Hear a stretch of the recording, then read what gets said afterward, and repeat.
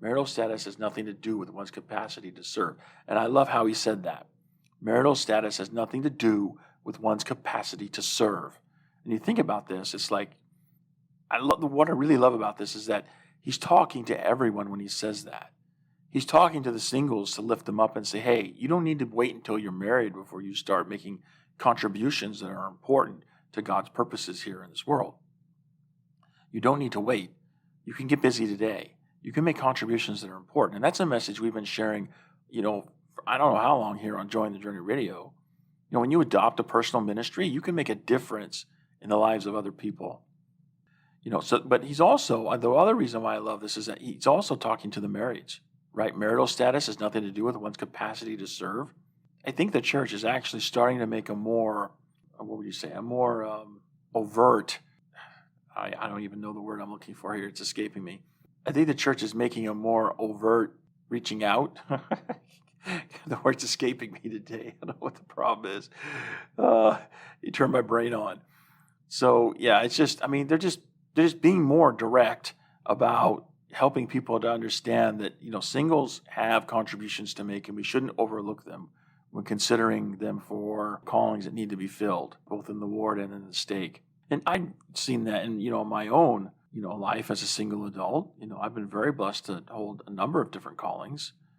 I never really felt like I was being restricted from a meaningful calling because I was single. And, each of the different callings that I've had, I think I've been able to hold there's some significant influence that I could have.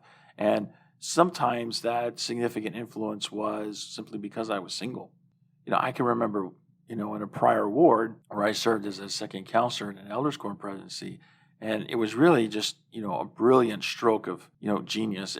I would call it revelation that I would be serving in that calling because, there were times, I kid you not, when we as a presidency had a responsibility to, attend a meeting or to give, be present at some sort of event, to give some sort of service or, to have the quorum be represented.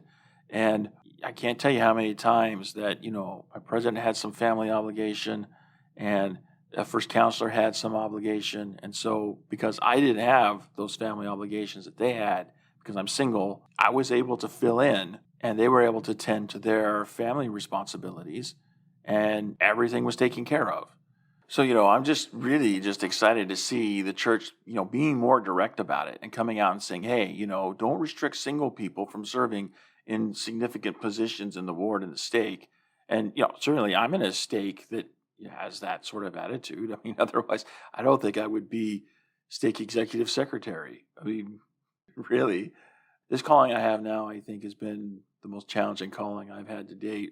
It's been challenging in a number of different ways, but yeah, I really agree with what President Ballard was saying. Marital status has nothing to do with one's capacity to serve, and I love how he pointed that out in his conference address.